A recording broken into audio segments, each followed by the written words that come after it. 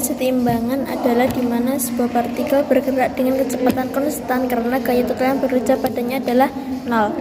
Situasi dengan objek nyata diperpanjang lebih kompleks karena objek ini sering tidak dapat dimodelkan sebagai partikel. Agar objek yang diperpanjang berada dalam kesetimbangan, kondisi kedua ini melibatkan gerak rotasi objek diperpanjang. Pada gambar menurut persamaan 10-18, torsi bersih pada benda kaku menyebabkan untuk mengalami percepatan sudut. Benda tersebut berada dalam kesetimbangan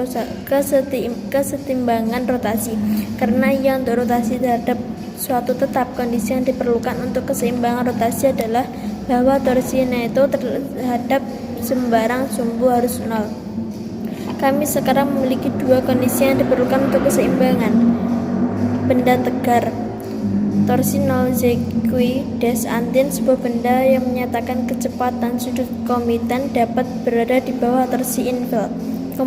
Kemungkinan ini adalah analogous translasi satu gaya eksternal bersih pada objek harus sama dengan nol.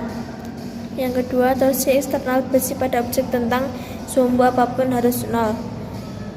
Kondisi tersebut menggambarkan benda tegar dalam model analisis keseimbangan. Kondisi pertama adalah pernyataan keseimbangan translasi, menyatakan bahwa percepatan translasi pusat massa benda harus nol bila dilihat dari kerangka acuan inersial.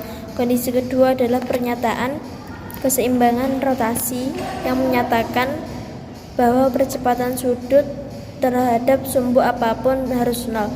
Dalam kasus khusus kesetimbangan statis yang merupakan pokok bahasan utama bab ini, benda dalam kesetimbangan berada dalam keadaan diam relatif terhadap pengamat sehingga tidak memiliki kecepatan translasi atau sudut yaitu 0 dan 0. Sebuah jungkat-jungkit terdiri dari papan seragam dengan massa dan panjang satu penyangga. Saat istirahat, ayah dan anak dengan massa N dan M masing-masing seperti yang ditunjukkan pada gambar 12.7. Penyangga atau yang disebut dengan titik tumpu berada di bawah pusat gravitasi papan. Ayah berjarak D dari pusat dan anak perempuan berjarak setengah dari pusat. Pertanyaan A, tentukan besarnya gaya ke atas yang diberikan oleh tumpuan di papan tulis. Definisikan ke atas sebagai arah Y positif dan substitusikan gaya pada papan ke dalam persamaan seperti yang tertera pada PPT tersebut. Kemudian pertanyaan B, tentukan di mana ayah harus duduk untuk menyeimbangkan sistem saat istirahat. Secara konseptual, kita mengharapkan tidak ada perubahan jika sumbu rotasi yang berbeda dipilih karena kondisi keseimbangan kedua menyatakan bahwa torsi adalah nol terhadap sumbu rotasi manapun dengan persamaan seperti yang tertera pada PPT. Terima kasih. Kondisi kesetimbangan. Benda dalam kehidupan sehari-hari setidaknya memiliki satu gaya yang bekerja padanya, yaitu gravitasi. Jika mereka diam, maka harus ada gaya lain yang bekerja pada mereka juga sehingga gaya totalnya nol. Seperti sebuah buku yang diam di atas meja. Memiliki dua gaya yang bekerja padanya, yaitu gaya gravitasi ke bawah dan gaya normal. Hukum kedua Newton memberitahu bahwa gaya total di atasnya adalah nol.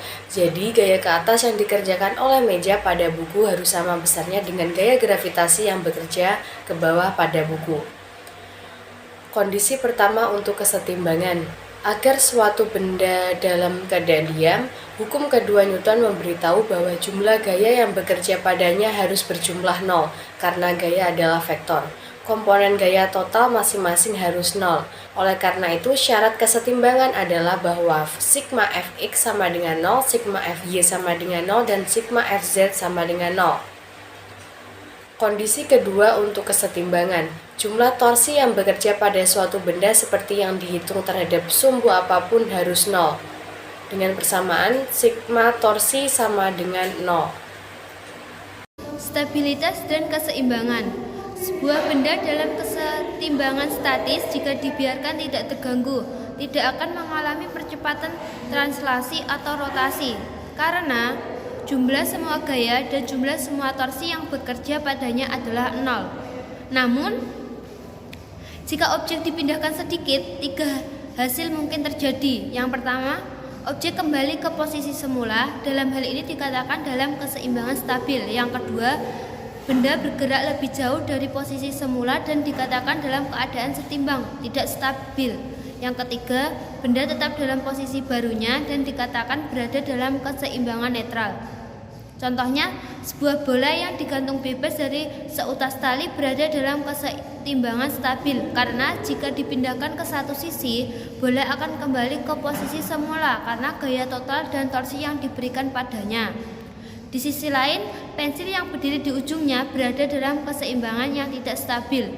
Jika pusat gravitasinya tepat di atas ujungnya, gaya neto dan torsi neto padanya akan menjadi nol. Tetapi jika dipindahkan sedikit seperti yang ditunjukkan, katakanlah dengan sedikit getaran atau arus udara kecil, akan ada torsi di atasnya. Dan tonqui ini bertindak untuk membuat pensil terus jatuh ke arah perpindahan aslinya. Stabilitas secara umum, sebuah benda yang titik beratnya berada di atas dasar tumpuan akan stabil jika garis vertikal yang diproyeksikan ke bawah dari CG jatuh di dalam dasar tumpuan. Ini karena gaya normal ke atas pada objek yang menyeimbangkan gravitasi hanya dapat diberikan di dalam area kontak. Jadi, jika gaya gravitasi bekerja di luar area ini, torsi bersih akan bekerja untuk menjatuhkan objek. Contohnya, orang-orang yang membawa beban berat secara otomatis menyesuaikan postur mereka sehingga titik puncak dari massa total berada di atas kaki mereka. Kesetimbangan memiliki dua syarat. Yang pertama, momentum linear P dari pusat massanya adalah konstan. Yang kedua, momentum sudut L terhadap pusat massanya atau terhadap titik lainnya adalah juga konstan. Contohnya pada gambar 1.1, batu penyeimbang pada gambar di atas adalah contoh lain dari objek yang setidaknya untuk saat ini berada dalam keseimbangan statis. Persyaratan keseimbangan. Gerak translasi suatu benda diatur oleh hukum kedua Newton dalam bentuk momentum linear yang diberikan persamaan pada gambar di atas. Jika benda berada dalam kesetimbangan translasi, yaitu jika vektor P adalah konstanta, maka dP per dt sama dengan 0. Dan kita harus memiliki persamaan pada gambar di atas. Gerak rotasi suatu benda diatur oleh hukum kedua Newton dalam bentuk momentum sudutnya yang diberikan oleh persamaan sebagai berikut. Jika benda berada dalam keseimbangan rotasi, yaitu jika vektor L adalah konstanta, maka dL per dt sama dengan 0. Dengan demikian, dua persyaratan agar benda berada dalam keseimbangan adalah sebagai berikut. 1. Jumlah vektor semua gaya luar yang bekerja pada benda harus 0. Yang kedua, jumlah vektor dari semua torsi eksternal yang bekerja pada tubuh diukur tentang apa saja titik yang mungkin juga harus 0. Persyaratan ini jelas berlaku untuk keseimbangan statis. Mereka juga berlaku untuk keseimbangan yang lebih umum di mana P dan L konstan tetapi tidak 0. Selanjutnya adalah pusat gravitasi. Gaya gravitasi pada benda yang diperpanjang adalah jumlah vektor gaya gravitasi yang bekerja pada elemen individu atau atom benda. Alih-alih mempertimbangkan suatu elemen individu itu, kita dapat mengatakan bahwa gaya gravitasi F pada sebuah benda bekerja secara efektif pada satu titik yang disebut pusat gravitasi atau roda gigi benda tersebut. Di sini kata secara efektif berarti bahwa jika gaya gravitasi pada elemen individu entah bagaimana dimatikan dan gaya gravitasi F di pusat gravitasi dihidupkan, gaya total dan torsi bersih tentang titik manapun yang bekerja pada tubuh tidak akan berubah. Sampai sekarang kita telah mengasumsikan bahwa gaya gravitasi F bekerja di pusat massa benda. Ini setara dengan asumsi bahwa pusat gravitasi berada di pusat massa. Ingat bahwa untuk benda bermassa M, gaya F sama dengan mg, di mana g adalah percepatan yang akan dihasilkan gaya jika benda itu untuk jatuh bebas. Dalam bukti berikut, kami menunjukkan bahwa jika G sama untuk semua elemen benda, maka pusat gravitasi benda bertepatan dengan pusat massa benda. Pertama, kami mempertimbangkan elemen individu dari bentuk. Gambar 12.4a menunjukkan sebuah benda yang diperpanjang bermassa M dan salah satu elemennya bermassa M. Sebuah fakta gaya gravitasi pada setiap elemen tersebut dan sama dengan mg. Subskrip pada G berarti G adalah percepatan gravitasi di lokasi elemen. I bisa berbeda untuk elemen lain. Untuk benda pada gambar 12.4a, setiap gaya F yang bekerja pada sebuah elemen menghasilkan torsi 7. Pada elemen di sekitar titik asal O dengan lengan momen X menggunakan persamaan tersebut. Torsi bersih pada semua elemen itu menggunakan persamaan tersebut. Selanjutnya, kita mempertimbangkan benda secara keseluruhan. Gambar 12.4b menunjukkan gaya gravitasi F yang bekerja pada pusat gravitasi benda. Gaya ini menghasilkan torsi 7 pada benda sekitar O dengan roda penggerak lengan momen sekali lagi menggunakan persamaan tersebut.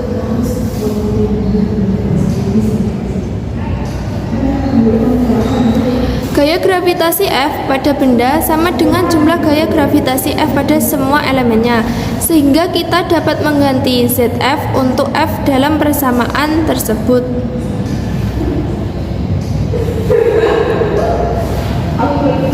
Sekarang ingat kembali bahwa torsi akibat gaya F yang bekerja pada pusat gravitasi sama dengan torsi neto akibat semua gaya F yang bekerja pada semua elemen benda. Begitulah cara kami mendefinisikan pusat gravitasi. Jadi 7 dalam persamaan 12 sampai 13 sama dengan itu persamaan tersebut.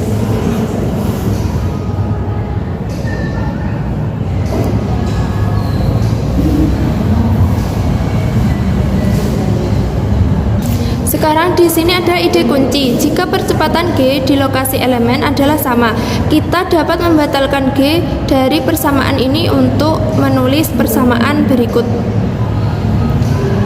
Jumlah EM dari massa semua elemen adalah massa M dari benda.